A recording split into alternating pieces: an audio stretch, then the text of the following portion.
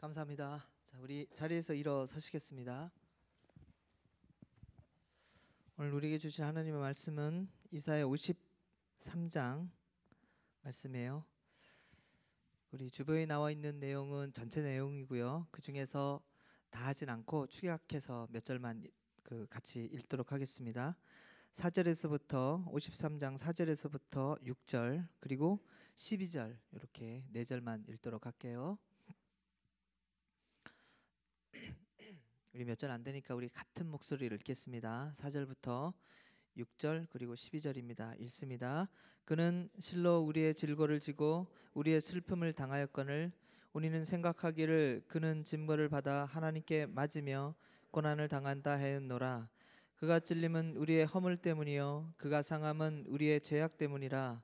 그가 징계를 받음으로 우리는 평화를 누리고 그가 채찍을 맞음으로 우리는 나음을 받았도다. 우리는 다 양 같아서 그릇 행하여 각기 제 길로 갔거늘 여호와께서는 우리 모두의 죄악을 그에게 담당시키셨도다. 12절입니다. 그러므로 내가 그에게 존귀한 자와 함께 몫을 받게 하며 강한 자와 함께 탈취한 것을 나누게 하리니 이는 그가 자기 영혼을 버려 사망에 이르게 하며 범죄자 중 하나로 헤아림을 받았음이니라. 그러나 그가 많은 사람을 죄를 담당하여 범죄자를 위하여 기도하였느니라. 아멘. 인생에 고난이 다가올 때 이길 수 있는 방법 한번 생각해 봤습니다. 백스텝입니다. 백스텝 아시죠? 백스텝 한 걸음 물러서는 거죠. 지금은 고인이 됐지만 무하머드 알리 이런 사람 아십니까? 형제분들은 다 아시죠? 무하머드 알리. 저도 알리 세대는 아닌데 가수만 알고 있는데 권투 선수가 있었어요. 한 번은 그 헤비급 챔피언이었던 잭 템프시와 대전이 있었답니다. 잭 템프시는 그 당시에 최고의 돌주먹이었습니다. 템프시 롤 이런 거 혹시 아세요? 어떻게 아세요 이걸? 댐프시 롤 이분이 만든 거예요. 이분이 댐프시 롤 자기 이름을 따서 만든 겁니다. 그 뭐 이렇게 팔자로 이렇게 몸을 움직이다가 좌우 훅을 날리는 거래요. 그런 게 있대요. 그렇게 한다는 거예요. 댐프시전을 대비해서 알리가 준비한 것은 한 가지가 있는데 뭐였을까요? 백스텝이었습니다. 잽을 날리고 백스텝, 또 잽을 날리고 백스텝, 백스텝, 백스텝. 그 백스텝만 연습했답니다. 댐프시의 펀치가 워낙 강력하니까 정면으로 붙었다 그러면 다 깨지는 거예요. 그래서 백스텝을 열심히 연습해서 그 백스텝으로 이겼답니다. 그 고난은요 돌주먹이에요. 맞으면 그냥 쭉 뻗는 거예요. 정면으로 붙으면 천하 없는 사람도 다 나가 떨어집니다. 그게 고난이에요. 우리가 고난 앞에서 좀 강한 척 할 수도 있지만 고난은 돌주먹입니다. 정말 강합니다. 고난이 다가왔을 때 한 발짝 물러서는 게 중요하다는 거예요. 정면으로 붙으면 이겨낼 사람이 없다는 겁니다. 백스텝, 도망치라는 얘기가 아니에요. 도망가라 이게 아니에요. 잽, 백스텝, 잽, 백스텝. 한 발짝 물러서라는 거죠. 고난은 사람의 본성을 드러나게 합니다. 그게 고난이에요. 여러분 금식해 보셨습니까? 해보셨죠? 금식 해보신 분도 있지요? 어떻든가요? 금식을 하면 그 어떤지 아세요? 이거는 사서 하는 고난이잖아요. 그렇죠? 남들이 시킨 건 아닌데 자기가 사서 일부러 고난을 경험하는 거 아니에요. 그게 금식이잖아요. 하나님의 은혜를 느끼고요. 감사가 솟아나고요. 기쁨이 넘치고요. 그럼 좋겠지요. 그런데 그렇지 않아요. 금식을 하면 전혀 그렇지 않습니다. 그냥 하나만 생각나는 게 있어요. 먹을 게 생각나요. 그냥 그게 그렇게 간절하게 생각나고요. 계속 눈앞을 아른거려요. 먹을 게 한 이틀, 3일 정도 가면 그냥 그거 자꾸 생각나요. 먹을 게 왔다 갔다 거리고 그래요. 뿐만 아니라 그 사람의 약함이 적나라하게 드러납니다. 그때부터 드러나기 시작하는 거예요. 그 고난 속에서 그 사람의 약함 또 약함을 포함해서 또 뭐가 드러나는지 아세요? 악함이 드러나요. 야, 사람이 이렇게 악하구나. 이걸 경험할 수 있어요. 금식할 때 살짝 건들잖아요. 바로 싸움 나요. 참는 거죠. 정말 예민해집니다. 정말 사람이 악하다 이걸 깨닫게 돼요. 그 고난 속에서 느끼는 게 뭐냐? 한 가지가 있어요. 뭘까요? 백스텝이에요. 한 발짝 물러나서 생각하는 거예요. 어떤 생각이 들까요? 한 발짝 물러나서 그 약함과 그 악함 속에서 생각되는 게 한 가지가 있는데, 그게 뭐냐 하면 하나님의 은혜 아니면 살 수 없는 존재구나, 이걸 깨닫게 된다고요. 그래서 금식을 하는 거예요. 금식을 하면 영성이 깊어지고, 아니에요. 악함을 깨닫게 돼요. 그리고 하나님이 없으면 안 되겠다는 것을 한 발짝 물러서서 생각하는 거예요. 그래서 하나님 품으로 달려가는 거죠. 그게 금식이라는 거예요. 예수님이 십자가에 달리셨을 때 많은 사람들이 지켜보고 있었습니다. 정말 많은 사람들이 남녀노소 가리지 않고 예수님을 지켜보고 있었어요. 저 고난 속에서 저분은 도대체 어떻게 하실까? 많은 사람들의 관심이 거기에 모여져 있었습니다. 보통 사람들은 그런 고난이 다가오면 어떻게 해질 것 같습니까? 악해진다니까요. 끝장까지 악해져요. 고난이 심하면 심할수록 끝장까지 내려가요. 맨 밑바닥까지 내려가요. 악할 대로 악해져요. 그게 사람이에요. 그런데 예수님은 사람들을 저주하며 욕하지 않으셨어요. 그러지 않으셨고요. 하나님을 원망하지 않으셨어요. 십자가에서 내려오는 이적을 행하지도 않으셨어요. 그러지 않으셨습니다. 그냥 백스텝을 밟으셨어요. 내가 왜 이 고난을 당해야 하는지 생각하셨어요. 그래서 다 이루었다 이렇게 말씀하셨습니다. 내가 다 이루었다. 십자가 밑에 서 있던 백부장이 그 모습을 봤어요. 그리고 고백했어요. 뭐라고 했을까요? 그렇게 숨지심을 보고 이 사람은 진실로 하나님의 아들이시구나, 이걸 고백했어요. 그 백스텝 하는 예수님의 모습을 보시고요. 사람으로서는 저 고난 속에서 도저히 저렇게 반응할 수 없다는 거예요. 사람은 어느 누구도 저런 식으로 반응할 수 없다는 거예요. 저 고난 속에서, 저 극심한 고난 속에서 도저히 사람으로서는 할 수 없는 일은 저분은 한다는 거예요. 그래서 그 모습을 보고 아, 저분은 하나님의 아들이 분명하구나, 그렇게 고백했습니다. 고난에 지지 않고 고난에 오히려 당당하게 맞서는 그 모습에 감동을 받은 거지요. 고난을 대하는 모습을 보면요, 그래서 그 사람의 믿음이 보입니다. 평상시는요 잘 몰라요. 우리는 다 좋은 것 같이 보이잖아요. 근데 잘 몰라요. 이 사람의 믿음이 어떤 사람인지 잘 보이지 않아요.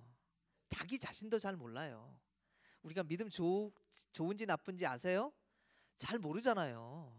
그냥 찬양할 때 손 들고요, 막 눈물 흘리고요, 그렇게 열심히 통성으로 기도하고요, 좋은 것처럼 보이잖아요. 저도 그렇게 알고 있었거든요. 그런데 고난이 그 사람의 인생에 찾아오잖아요. 그러면 그 사람의 실체가 드러나게 돼요. 내가 어떤 믿음을 가지고 있었는지, 지금 내가 나에게 있는 이 믿음 상태가 도대체 어떤 상태에 있는지 바로 표시가 나요. 고난이 오면 바로 드러납니다. 믿음이 약하면요, 그 고난을 받아들이는 걸 굉장히 어려워해요. 정말 어려워합니다. 고난에 대해서 요나 같은 반응을 보인다고요. 박넝쿨 하나 없어졌어요. 그런데 죽여달라고 하잖아요. 사는 것보다 죽는 것이 내게 나음이니이다. 그게 무슨 죽을 일이에요? 박넝쿨 하나라고요. 박넝쿨 하나에 죽고 살고 할 일이에요? 그렇지 않잖아요. 그런데 그 작은 박넝쿨 하나도 받아들일 수가 없다니까요. 믿음이 약해지면요, 그게 이해할 수가 없는 거예요. 그걸 내 인생에 받아들이고 내 인생에 그것이 찾아왔다는 사실이 믿을 수가 없는 거예요. 용납할 수가 없는 거라고요. 죽여달라는 건 뭐예요? 생명을 주신 하나님을 원망하는 거잖아요. 원망하는 거 아니에요? 그렇잖아요. 생명을 주신 분을 원망하는 거 아니에요. 거기까지가 그 사람의 믿음이에요. 손 들고 찬양하고 눈물 흘리고 몇 시간을 기도하고 좋아요. 저도 그렇게 하잖아요. 좋다고요. 귀한 일이지요. 그런데 고난에 반응하는 나의 모습, 거기까지가 내 모습의 현주소예요. 내 믿음의 현주소예요. 그런데 믿음이 있는 사람은요, 그때 백스텝을 밟아요. 그 고난이 무엇을 의미하는지 생각한다고요. 그 고난 속에서 내가 얼마나 약하고 내가 얼마나 악한 존재인지를 생각한다고요. 그리고 하나님을 붙잡아요. 하나님을 찾고 하나님께 나아가려고 그러고, 하나님 없이는 살 수 없어요, 하나님, 내 인생에 하나님이 빠져버리면 나는 이런 악한 존재밖에 될 수 없어요. 내가 이렇게 약해요. 하나님, 나를 잡아주세요. 하나님 앞에 달려간다고요. 그리고 고백한다고요. 하나님밖에 없어요. 고백한다고요. 이게 믿음이에요. 지금도 고난을 통과하고 있는 사람들 있죠? 계십니까? 있잖아요. 고난 없는 인생이 어디 있어요? 있지요. 많고 작은 고난도 있고 크고 작은 고난도 있잖아요. 별의별 고난들이 다 있잖아요. 그리고 또 고난 가운데 있는 사람들도 있잖아요. 백스텝이 중요해요. 백스텝, 잽, 백스텝, 잽, 백스텝. 고난에서 한 발짝 물러서서 가만히 생각해 보는 거예요. 이 고난이 도대체 뭔가 한번 생각해 보는 거예요. 이 고난을 맞이하는 나의 모습이 뭔가 한번 생각해 보는 거라고요. 우리의 본 모습이 어떤 건지, 그때 우리에게 무엇이 진정으로 필요한 건지 한 발짝 물러서서 생각해 보는 거예요. 그리고 하나님 앞에 나오는 거죠. 하나님 앞에 나오세요. 골방에 있지 말고요. 다 끊어버리고 그냥 잠수 타고 있지 말고요. 잠수함만 잠수 타는 거 아니에요. 죄송합니다. 다른 데 가지 말고요. 나오시라고요. 나오세요. 우리 다 그런 사람들이에요. 우리 뭐 아닌 것 같잖아요. 아니요, 다 그래요. 똑같은 사람이에요. 나오면 똑같은 사람이라는 사실에 위로 받으실 거예요. 그냥 나오세요. 오늘은 예수님의 고난에 대해서 한번 살펴보려고 그래요. 예수님이 어떤 고난을 당하셨고 어떻게 그 고난을 이겨내셨는지 그걸 한번 보려고 그래요. 한번 보겠습니다. 예수님이 당하신 고난은요, 어떤 고난이었는가? 오늘 본문에서 우리는 두 가지로 정리해 보려고 합니다. 하나는요, 대속의 고난이었어요. 대속의 고난. 그리고 다른 하나는 승리의 고난이었다는 거예요. 이 두 가지를 한번 살펴보려고 그래요. 대속의 고난이란 말은 대신해서 고난을 당하셨다, 이런 말이잖아요. 그렇죠? 그런 뜻이에요. 오늘 말씀 53절 5절에 보세요. 그가 찔림은 우리의 허물 때문이요 그가 상함은 우리의 죄악 때문이라. 찔림이라는 것은 구멍을 뚫는다, 이런 뜻이에요. 이게 찔린다는 거예요. 구멍이 났다, 이게 찔렸다는 거예요. 머리에 가시관을 쓰시고 구멍이 났잖아요. 손과 발에 큰 대못이 박혀서 구멍이 났잖아요. 옆구리에 긴 창으로 찔려서 구멍이 났잖아요. 상했다는 말은요, 그냥 이렇게 조금 찰과상을 입었다, 이게 아니고 뼈가 으스러졌다는 말이에요. 뼈가 으스러졌다. 무릎뼈가 으스러지고요, 어깨뼈가 으스러지고요, 육체의 곳곳에 심한 매질로 뼈가 으스러졌어요. 이게 예수님이 당하신 상하심이에요. 예수님이 이런 고난을 당해야 하는 이유가 뭐예요? 뭐 때문에 예수님이 이런 고난을 당해야 할까요? 그것은 대속이에요. 대신해서 고난을 당하셨다는 거예요. 누구를 대신했어요? 맞아요. 대신했어요. 그분을 대신했어요. 그죠? 대신해서 당했다는 거예요. 그런데 이런 예수님의 모습을 보고 사람들은 자꾸만 오해를 한다는 거예요. 4절에 보니까 이렇게 말하잖아요. 그는 징벌을 받아 하나님께 맞으며 고난을 당한다. 아, 하나님이 저 사람 손 좀 봐줬군. 사람들은 자꾸 이렇게 말을 한다는 거예요. 자기의 죄 때문에 하나님으로부터 고난을 당한다, 이렇게 오해한다는 거예요. 이게 그 대속의 고난을 당하시고 있는 예수님을 바라보는 대다수의 사람들의 생각이라는 거죠. 욥의 친구들이 생각나지 않아요? 욥의 친구들이 생각나잖아요. 고난을 당하고 있는 욥에게 친구들이 득달같이 달려와서 재촉합니다. 이유 없는 고난이 없다. 인과응보 아니냐? 죄를 지으면 반드시 벌을 받는다. 고로 너는 회개해라. 맞는 말이잖아요. 맞지요? 죄를 졌으면 회개해야 되는 게 맞다고요. 그런데 누구에게나 해당되는 말은 아니잖아요. 맞는 말이긴 한데 누구에게나 이 공식이 적용되는 것은 아니라고요. 지식이 모든 것을 일반화시킬 수 있는 것이 아니라는 거예요. 우리가 알고 있는 그 몇 안 되는, 우리가 알고 있는 그 얄팍한, 우리가 알고 있는 그 얼마 안 되는 그 지식을 가지고 모든 것을 일반화시킬 수는 없다는 거예요. 그래서 우리는 말 조심하는 거예요. 함부로 말하지 않는 거예요. 함부로 나서서 그 사람의 인생을 좌지우지 이래라 저래라, 이렇기 때문이야 저렇기 때문이야 아는 척하지 않는 거라고요. 그렇죠?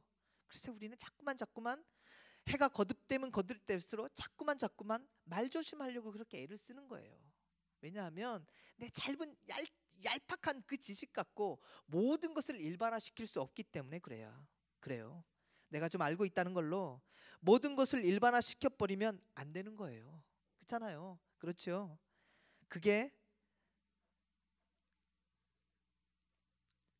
그런데 예수님은요, 요한복음 9장에서 날 때부터 맹인된 사람을 보시고 말씀하십니다. 뭐라고 말씀하시죠? 모든 사람이 누구의 죄냐고 묻고 있을 때, 심지어 제자들까지도 자기 죄입니까? 아니면 그의 부모의 죄입니까? 라고 묻고 있을 때 예수님은 이렇게 말씀하시잖아요. 이 사람이 부모의 죄로 인한 것이 아니라 그에게서 하나님이 하시는 일을 나타내고자 하심이라, 이렇게 말씀하시잖아요. 하나님이 고난을 통해서 일하신다는 거예요. 고난은 끝이 아니라 시작이라는 얘기예요. 고난을 통해서 하나님의 일이 시작된다는 얘기예요. 우리는 자꾸 생각하잖아요. 고난 당한 거 보면 끝이구나, 벌 받았구나, 모든 게 끝났구나, 너 그렇게 사니까 이렇게 된 거야. 자꾸 인과응보로 생각하잖아요. 결과로 생각하잖아요. 근데 예수님의 생각은 전혀 다르잖아요. 예수님의 말씀은 전혀 다르잖아요. 그건 끝이 아니라 시작이야, 이렇게 말씀하시잖아요. 하나님은 그 고난을 통해서 그 사람의 인생이 시작하는 거야, 이렇게 말씀하시잖아요. 그래서 자꾸 우리는 말조심하는 거라니까요. 아무렇게나 내 생각대로 말하지 않는 거라니까요. 내가 아무리 그렇게 생각했어도 그 사람 앞에 가서 말할 때 한 번쯤 필터링하고 말을 한다니까요. 왜냐하면 우리가 모르잖아요. 그게 도대체 어떤 의미가 있는 것인지 다 알지 못하잖아요. 그렇죠? 그래서 조심하는 거예요. 오늘 성경도 말씀하고 있습니다. 그것은 우리의 허물 때문이고 우리의 죄악 때문이라고요. 우리가 당해야 할 고난을 대신 받는 것이라고요. 우리 때문이라고요. 그분이 그렇게 상하고 찔리는 것은 다른 누구의 때문도 아니고 그분의 잘못도 아니고 바로 우리 때문이라고 성경은 그렇게 힘주어서 강조해서 말씀해주고 있는 것입니다. 다윗처럼 고난이 많은 사람이 어디 있었을까요? 다윗이 얼마나 고난이 많았어요. 다윗에게 부모님 복이 있었을까요? 부모님이 아예 자식 취급을 안 했잖아요. 사무엘이 이새의 집을 찾아갔습니다. 하나님이 기름 부으라고 하셨다고 기름병을 들고 찾아갔잖아요. 자식들을 좀 보여주십시오. 그랬더니 이새가 자식들을 쭉 데리고 왔어요. 그리고 7명을 다 그 앞으로 통과시켰어요. 통과. 나는 마음에 드는데 하나님이 아니래요. 통과 다 보여줬어요.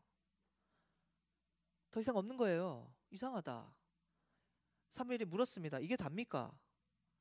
그랬더니 이새가 쭈뼛쭈뼛하면서 이렇게 말을 합니다. 하나가 더 있긴 한데 걔는 양치기예요. 양을 치고 있어요. 이렇게 얘기를 하는 거예요. 보세요. 다윗은 아들이 아니잖아요. 양치기잖아요. 그렇잖아요? 엄마는 누군지 아세요? 여러분, 다윗의 엄마 얘기 들어보셨어요? 엄마는 아예 몰라요. 나오지도 않아요. 등장하지도 않아요. 엄마의 보살핌을 받아보지도 못했잖아요. 없다고요. 형제들 복이 있었어요? 형들을 찾아서 전쟁터에 나갔어요.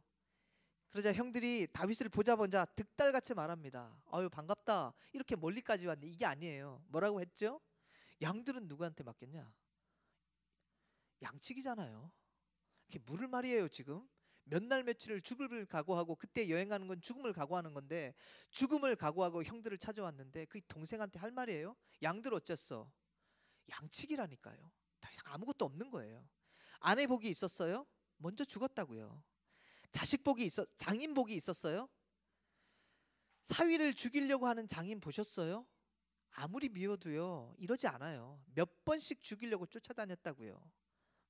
장인 복도 없잖아요. 자식 복은 어때요?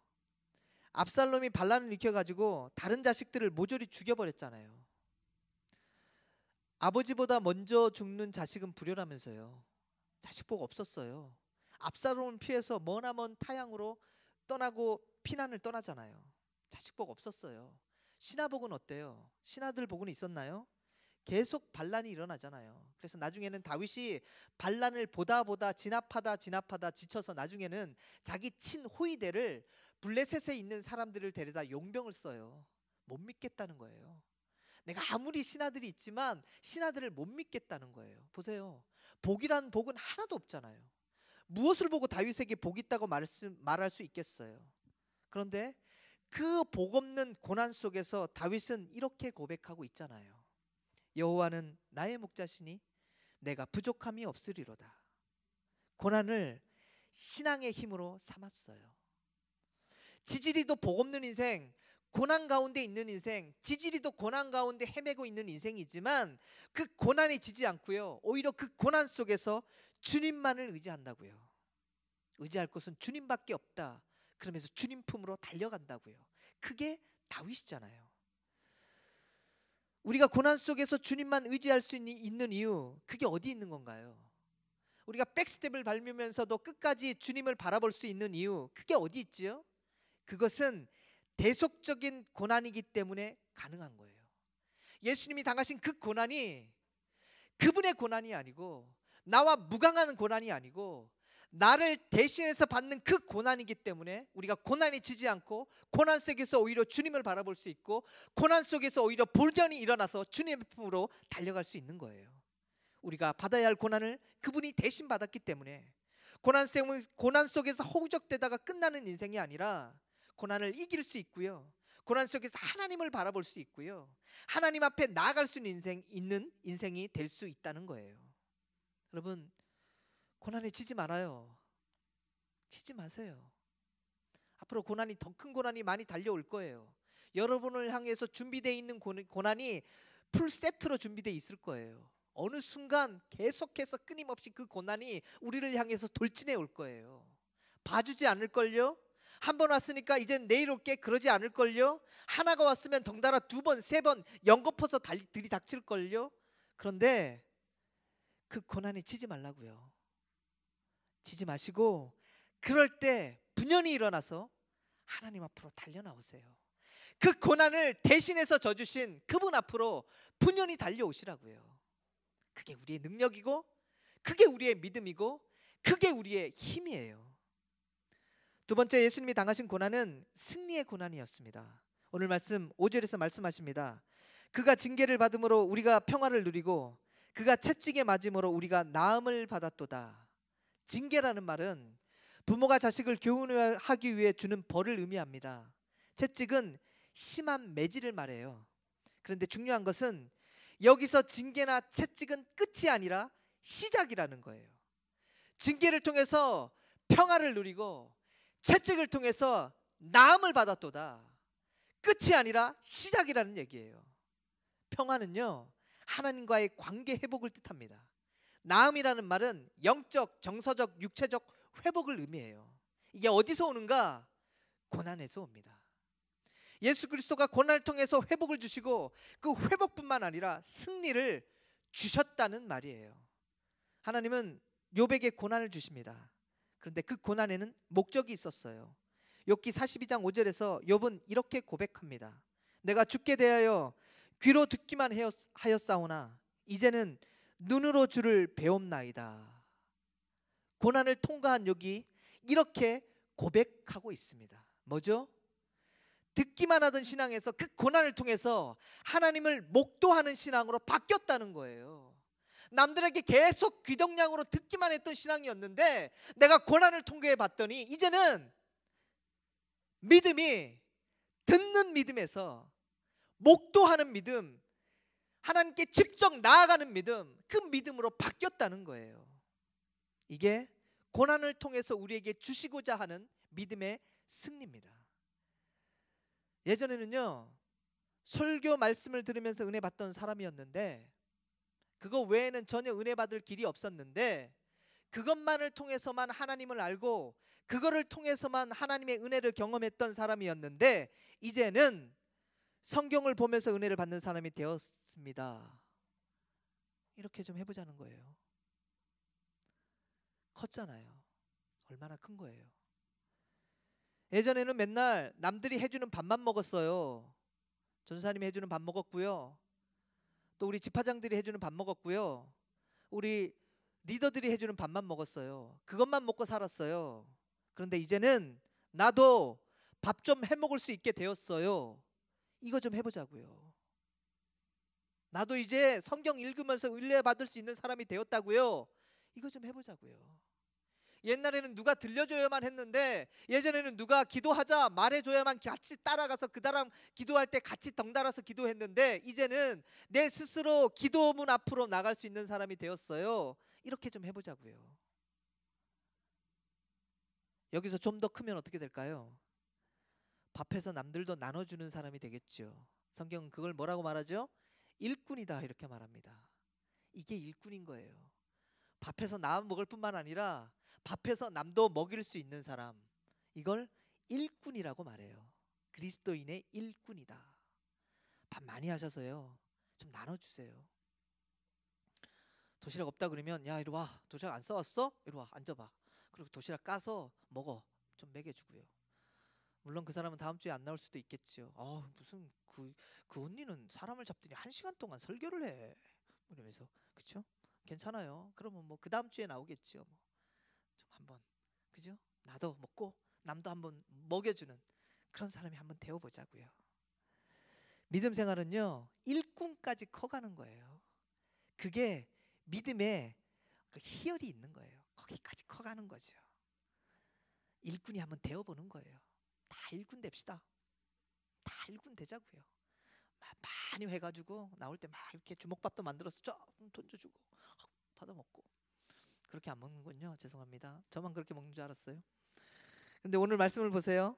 이 승리에는요, 특징이 하나 있답니다. 12절에서 이렇게 말씀해요. 그러므로 내가 그에게 존귀한 자와 함께 몫을 받게 하며 강한 자와 함께 탈취한 것을 나누게 하리니, 이렇게 말합니다.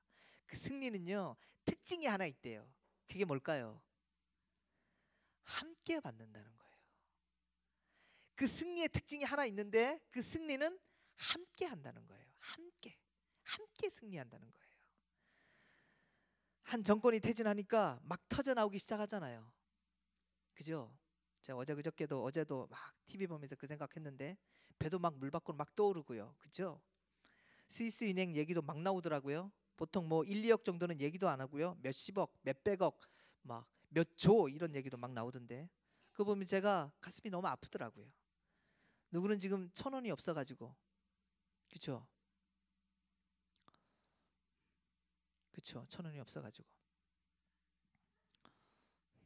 있습니까? 1,000원 다? 1,000원이 있죠. 1,000원이 있는데 1,000원이 없어가지고 그 1,000원 아껴 본다고, 그렇죠? 다 버스 탈 거 걸어 다니고 이러는데, 저 사람들은 우리랑 정말 다른 사람인가 봐 이런 생각 들더라고요. 뭐지?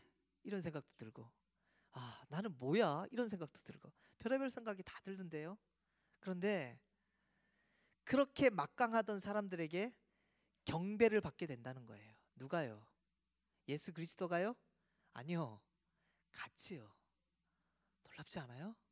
이게 승리라는 거예요. 예수 그리스도만 그 사람들에게 경배를 받는다는 것이 아니라, 오늘 말씀은 그 승리는 같이 하는 승리다 이렇게 말해요. 같이 경배받게 되는 날이 반드시 있다는 거예요. 예수님이 주시는 승리는 함께하는 승리예요. 함께하는 승리이기 때문에 예수님만 고난을 이긴 것이 아니라 함께하는 우리도 고난을 이길 수 있다는 거예요. 고난을 당할 때 혼자 있다고 생각하지 말아요. 나만 이렇게 가슴이 아픈가 봐. 아니라니까요. 나만 이렇게 바보같이 울고 있나 봐. 아니라니까요. 혼자 우지 않아요. 혼자 가슴 아픈 게 아니라니까요. 누가 있어요? 우리가 있잖아요. 똑같은 사람들, 우리 공동체 함께 우리 손잡았던 우리가 있잖아요. 우리도 똑같아요. 바보 같죠? 우리도 똑같이 바보 같아요. 그리고 또 한 분 있어요. 누구예요? 예수님이 있다고요. 우리가 힘을 낼 수 있고, 우리가 이겨낼 수 있고, 우리가 다시금 승리할 수 있는, 우리와 함께 승리하기를 원하시는 그분이 있기에 우리는 다시 일어설 수 있습니다.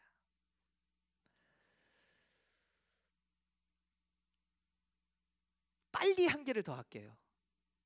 제가 이 이사야 53장 말씀을 보면서요, 중요한 질문 하나가 생겼어요. 뭐가 생겼냐면, 예수님이 어떻게 이 극심한 고난을 이겨냈을까, 이런 생각이었어요. 여러분 그런 생각 안 들어요? 하나님이니까? 아니 완전한 인간이라니까요. 뭐 성격이 좋아서? 예수님보다 더 심하게 욕하시는 분 봤어요? 우리는 강아지 욕을 하잖아요. 이분은 뱀 욕을 한다니까요. 이 독사의 자식들아. 차원이 달라요. 레벨이 다르다고요. 강력하신 분이에요. 무시하시면 안 돼요. 그 벌교 쪽에 있는 분들이 세다고 하잖아요. 붙으면 저는 안 된다고 생각해요. 센 분이에요. 그래서가 아니에요. 제가 이걸 고민하다가요, 실마리를 12절 끝에서 발견했어요. 우리가 마지막으로 읽었던 그 12절 끝에, 거기서 이거였구나. 실마리를 딱 발견했어요. 이렇게 말씀하시잖아요. 그가 많은 사람의 죄를 담담하며 범죄자를 위하여 기도하였느니라. 범죄자를 위하여 기도하였느니라. 누가요? 예수님이요. 범죄자들을 위해서 기도했대요. 이 장면이 어디 나오죠? 범죄자를 위해서 기도하는 장면이 어디 나오죠? 누가복음 23장 43절에 나오잖아요. 한편 강도가 예수여, 당신의 나라에 임할 때 나를 기억하소서. 그러자 예수님이 말씀하셨습니다. 내가 진실로 내게 이르노니 오늘 내가 나와 함께 낙원에 있으리라. 기도잖아요. 사람이 도저히 감당해낼 수 없는 고난을 예수님은 어떻게 이겨내셨을까? 이거라고 생각합니다. 오늘 내가 나와 함께 낙원에 있으리라. 예수님에게는요, 이 낙원이 있었어요. 천국이 예수님의 마음속에 이미 있었다고요. 천국이 있는 사람은요, 달라요. 그 속에 천국이 있는 사람은 어떤 고난이 찾아와도 이겨낼 수 있는 힘이 있습니다. 뼈를 깎는 아픔이 있고 뼈가 으스러지는 고통이 있다 할지라도, 마음에 구멍이 생기고 인생 자체에 구멍이 뻥뻥 뚫린다 할지라도, 그 속에 천국이 있는 사람은요, 견뎌낸다니까요. 견뎌낼 수 있어요. 그 천국이 도대체 뭐길래 그럴까요? 오늘 누가복음 23장은 그 천국에 대해서 이렇게 보여주고 있습니다. 천국은요, 오늘 가는 곳이에요. 두 번째, 천국은요, 나와 함께 있는 곳이에요. 그리고 천국은요, 즐거운 곳이에요. 낙원이잖아요. 제가 쭉 해줘야 하는데 시간이 안 돼요. 제가 그냥 말해주는 거예요. 그죠? 잊지 말아요. 천국은 오늘 가는 곳이라고요. 내일 아니에요. 오늘 가는 곳이에요. 그렇죠? 오늘 가는 곳이라고요. 지금 여기에 다 천국 가는 거예요. 지금 여기서 결정 나는 거라고요. 천국, 지옥 여기서 결정 나는 거예요. 내일이요? 아니면 이 다음에? 아니에요. 지금 여기서 결정 나는 거예요. 천국은 지금 여기서 천국 가든지 아니면 지옥 가든지가 딱 결정 난다고요. 다미성교회 옛날에 막 예수님 뭐 재림한다고 기다리고 그랬잖아요. 의미 없어요. 이미 여기서 결정 났다니까요. 역사의 마지막 종말이 왔을 때는 그냥 가면 되는 거예요. 그때 결정 나지 않아요. 그냥 천국은 이곳에서 결정 나는 거예요. 못 믿겠죠? 그래서 관련 구절을 하나 말씀드릴게요. 마태복음 12장 28절에서 이렇게 말해요. 그러나 내가 하나님의 성령을 힘입어 귀신을 쫓아내는 것이라면 하나님의 나라가 이미 너희에게 임하였느니라. 평행 구절은 누가복음 11장 20절인데 거기에는 성령 대신 하나님의 손, 이런 용어를 쓰고 있어요. 하나님의 손이 임했으면, 하나님의 성령이 당신에게 임했다면 당신은 이미 천국과 지옥이 판가름 났다는 거예요. 이미 당신은 오늘 여기서 천국이 결정되었다는 얘기예요. 예수님에게는 그 천국이 있었어요. 오늘 있는 천국이 있었다고요. 그러니까 그 인생에 아무리 큰 고난이 온다 할지라도 당당하죠. 이겨낼 수 있지요. 누군가 그러더라고요. 어쩌다 어른 그 심리 뭐 이렇게 강의하는 거 잠깐 들어봤는데, 자기가 그 불안하지 않는 상태에서 당하는 고난은 견딜만 하대요. 근데 불안한 상태에서 이렇게 살짝 건들면 팔이 부러졌다고 얘기한대요. 너무 힘들어한대요. 그 얘기 들었거든요.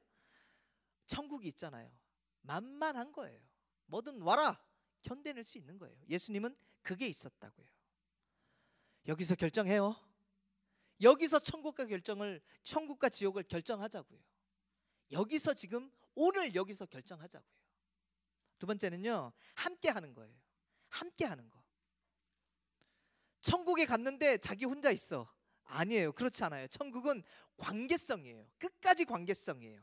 구원은 예수님에게 달려 있어요. 내가 아무리 천국 갈 짓을 했다 할지라도, 영접하고 회개하고 사형리를 줄줄 외운다 할지라도, 천국은 누구에게 달려 있을까요? 예수님과의 관계에 달려 있어요. 나에게 달려있는 게 절대 아니라고요. 요셉 보세요. 어디를 가든 형통하다고 말하잖아요. 형통하다는 얘기는 나만 복을 받는다는 얘기가 아니라 주위에 있는 모든 사람이 덩달아 복 받는다고요. 왜 그렇죠? 여호와가 함께 하시니까, 천국과 관계를 맺고 있으니까, 천국이 이미 그 사람 삶 속에 와 있으니까 형통할 수밖에 없지요. 그래서 바울과 실라가 옥에 갇혔다가 이렇게 도망친 줄 알고 막 자결하다가 이렇게 안 갔어요. 그랬더니 그 간수가, 그럼 내가 어떻게 하면 구원받아요? 그랬더니 예수님이 말씀하시잖아요. 주 예수를 믿어라. 그러면 너와 내 집이 구원을 받는다고 말하잖아요. 이게 형통한 거예요. 누가 하나 믿으면 주위에 있는 사람들이 덩달아 다 복 받는 거라고요. 우리가 고난에 지지 않을 때 예수님에게는 그게 있었다는 거예요. 하나님과 함께 있는 것. 하나님과 함께 있으니 십자가 위에 매달려 있다 할지라도 형통한 거예요. 보세요. 예수님이 그 십자가 하나에서 돌아가셨기 때문에 옆에 있는 강도 구원받았죠. 밑에서 쳐다보고 있던 백부장 구원받았죠. 멀리서 쳐다보고 있던 모든 사람들이, 많은 사람들이 예수님께 돌아왔잖아요. 배너 보셨잖아요. 그 피가 튀었더니 문둥병이 걸렸던 사람도 벌떡 일어나잖아요. 그런 일이 벌어진다고요. 세 번째는 낙원에 있는 거예요. 즐거워요. 이 즐거움이 있는 사람을요, 히브리서는 뭐라고 얘기하냐면 세상이 감당하지 못한대요. 돌로 치는 것도, 톱으로 켜는 것도, 시험도, 칼로 죽음을 당하는 것도, 유리 방황하는 것도, 궁핍도, 환난도, 학대도, 그 어떤 것도 이 즐거움을 빼앗을 수 없다, 이렇게 말씀하고 있어요. 다윗은 기도합니다. 다윗은 모든 것을 가진 사람이잖아요. 불행했지만 그는 왕이 되어서 모든 것을 가졌어요. 얼마나, 인기도 100%였어요. 왕으로서 모든 것을 갖춘 사람이에요. 전쟁에 져본 적이 없는 사람이에요. 얼마나 그 많은 것을 가졌냐 하면 남의 부인까지 갔잖아요. 이건 아닌가? 그렇죠. 좌우간 모든 걸 갖잖아요. 그런데 마지막에 시편 51편 12절에서 다윗은 이렇게 기도하고 있어요. 주여, 구원의 즐거움을 내게 회복시켜 주십시오. 아니라는 거예요. 다 가져봤는데 그것들은 내 인생에 그렇게 중요한 게 아니라는 거예요. 다 모든 걸 소유해봤지만 그게 허무하다는 거예요. 그게 진정으로 나에게 즐거움을 줄 수 없다는 거예요. 그래서 다윗이 붙잡은 한 가지는 뭐냐면 구원의 즐거움을 나한테 회복시켜 주십시오. 그게 최고입니다. 이렇게 말하고 있잖아요. 아무리 거센 고난이 온다 하더라도 구원의 즐거움을 가지고 있는 사람이라면 고난이 도망갑니다. 감당해내지 못해요. 고난이 찾아오거든, 행여나 나에게 힘듦이 찾아오거든, 행여나 나에게 어려움이 찾아오고 나를 눈물 짓게 만들 일들이 찾아오거든, 그때 뭘 해야 할까요? 우리 이분에게 배우면 돼요. 그때 뭘 하면 되죠? 웃어요. 웃어봐요. 웃으시라고요. 도망간다니까요. 제가 신학교 처음 들어가서 그 합창을 들었거든요. 뭐가 뭔지 모르고 합창이면 뭐 점수 잘 준다 그래서 그냥 합창을 들었더니 그 합창 첫 수업이 끝나고 나서 그 합창 지휘하시는 교수님이 저를 불렀어요. 너는 왜 왔니? 너는 안 돼. 그 학점을 포기하고 나가든지 아니면 네가 변화되라. 그래서 제가 변화되겠습니다. 그래? 좋아. 그럼 매주 끝나고 남아. 그래서 이렇게 했더니 도저히 안 되겠는 거예요, 이분이. 그래서 학기가 거의 끝말쯤 되니까 이렇게 얘기를 하는 거예요. 야, 너는 정말 드물게 안 되는 사람 중에 하나다. 너 끝나고 내 지금 시간이 너무 없으니까 교회로 찾아와. 그래서 저는 네, 알겠습니다. 교회가 옆인 줄 알았어요. 남산 뒤래요. 저 지방 살았어요. 4시간 걸렸어요. 그래서 제가 어이가 없는 거예요. 교학실에 가갖고 댁이 어디세요? 교회가 어디세요? 물어봤더니 이게 무슨, 지금 여기가 어딘지를 모르고 4시간 걸려서 찾아갔어요. 그랬더니 그 조그만 그 연습실 비슷한데 저를 가둬 놓고 1시간 동안 아무것도 안 하고 계속 뭐라 하는 거예요. 이따위를 할래? 왜 넌 숨을 그따위를 쉬니까 목소리가 그런 거야. 계속 1시간이 지났어요. 그분이 저를 쓱 쳐다보면서 근데 궁금한 게 있는데 너는 왜 자꾸 웃냐? 이렇게 물어보는 거예요. 그래서 제가 어이가 없어서 그럼 어떻게 해요? 이렇게 물었죠. 그랬더니 야, 보통 이 정도 되면 모든 너희 선배들은 다 울었다. 근데 넌 왜 자꾸 웃냐? 그러면서 자기도 막 웃는 거예요. 지라 그럴 뻔했네요. 큰일 날 뻔했네. 녹음되고 있는데. 그럼 그죠? 자기도 막 웃는 거예요. 그러더니 가자. 뭐 이런 게 중요하냐 이러면서 대고 나가더니 던킨 도너츠에서 정말 맛있는 도넛 2개를 사주는 거예요. 그리고 집에 가라. A+ 나왔어요. 훌륭하지 않아요? 웃으라니까요. 그냥 웃으면 끝나는 거예요. 그렇죠? 뭐 어떻게 하자고요? 그냥 웃어요. 왔다가 그냥 도망가는 거죠. 고난을 이기신 예수님의 모습을 보면 어떤 생각이 드세요? 책임감이 들지 않아요? 천국에 있는 사람은요, 고난 앞에서도 아름다운 인생을 만들어 가야겠구나, 그런 생각이 들지 않아요? 그죠? 그래서 고난을 이겨낸 인생이 아름다운 거예요. 이것까지 하면 안 되겠죠? 하여튼 그런 사람이 있대요. 미국의 그 럭비팀 중에 정말 잘하는 사람이 있대요. 럭비 전 잘 모르거든요. 제가 이걸 쭉 읽으면서 이런 생각을 했어요. 아, 메시구나, 이런 생각을 했어요. 메시 같은 애가 럭비팀에 있대요. 정말 뛰어난 사람이 있대요. 그냥 여기서부터 저 끝까지 몰고 가서 점수를 낸 그런 사람이 있대요. 근데 이 사람이요, 발가락이 없대요. 그런 얘기를 제가 읽었어요. 그런 기사를 한번 읽었어요. 발가락이 없으면 서 있지도 못할 텐데 그걸 어떻게 뛰지? 그죠? 뛰었대잖아요. 그죠? 이 사람에게 발가락이 없는 건 고난이잖아요. 럭비 선수에게 발가락이 없는 것처럼 큰 고난이 있어요? 저는 없다고 생각해요. 뛰는 사람인데, 몸 쓰는 사람은 수비고 얘는 공격하는 뛰는 애잖아요. 이 발가락은 생명이라고 해요. 근데 가장 큰 고난이잖아요. 그런데 이겨냈잖아요. 그래서 남들보다 아름다운 거예요. 그래서 기사에도 올라 있는 거예요. 이 사람의 인생을 잃을 때마다 우리가 다 눈물이 글썽해지는 거예요. 그렇잖아요. 고난을 이겨내면 아름다워요. 힘들어하지 말아요. 고난이 계속 올 거예요. 힘들어하지 말고, 힘들 때 옆에 사람 한번 쳐다보고 또 하나님 쳐다보고, 그리고 내 악함에 너무 기죽지 말고요. 아, 나 같은 인간 다 그래요. 뭐 저는 아닌 줄 알아요. 다 악해. 그냥 그럴 때 풀 죽지 말고요, 하나님께 달려오세요. 그분에게 꼭 안기시라고요. 하나님밖에 없어요. 다윗처럼 그렇게 살아갔으면 좋겠습니다. 자, 우리 결단 찬양